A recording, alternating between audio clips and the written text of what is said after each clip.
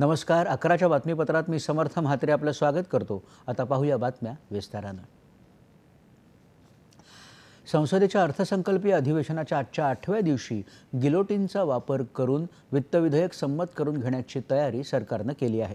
त्यासाठी भाजपानं आपल्या सर्व सदस्यांना आज सभागृहात हजर राहण्यासाठी 3 ओळींचा पक्षादेश जारी केला आहे.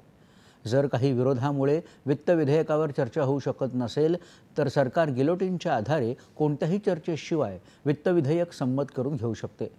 अर्थसंकल्प निर्धारित वेळेत मंजूर व्हावा आणि सरकारचं कामकाज सुरळीत होत राहावं यासाठी गिलोटिनचा वापर केला जातो.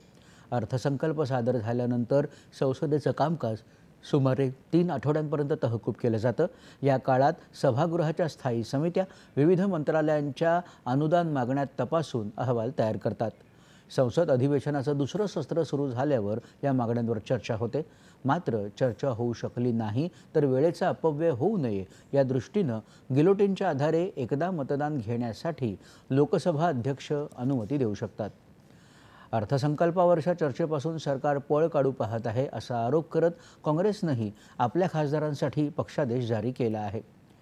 आज लोकसभेत प्रश्नतास आणि शून्य तास याशिवाय जलशक्ती मंत्रालय, ग्राहक समस्या, सार्वजनिक वितरण, कृषी तसंच शेतकरी कल्याण विभाग या संदर्भात चर्चा होईल. तसंच विनियोग विधेयक 2025 वरही चर्चा होईल. राज्यसभेत गृह मंत्रालयाच्या कामकाजाशिवाय बँकिंग कायदा सुधारणा विधेयक 2024 वर चर्चा होईल. खासदार, पत्रकारांची सुरक्षा समिती, फौजदारी कायदा, कामाच्या ठिकाणी महिलांवर होणारे गुन्हे यासारख्या विषयांवर खासगी विधेयक सादर केलं जाईल. राज्यातील देवस्थान इनाम जमिनी करणाऱ्या संबंधित शेतकऱ्यांच्या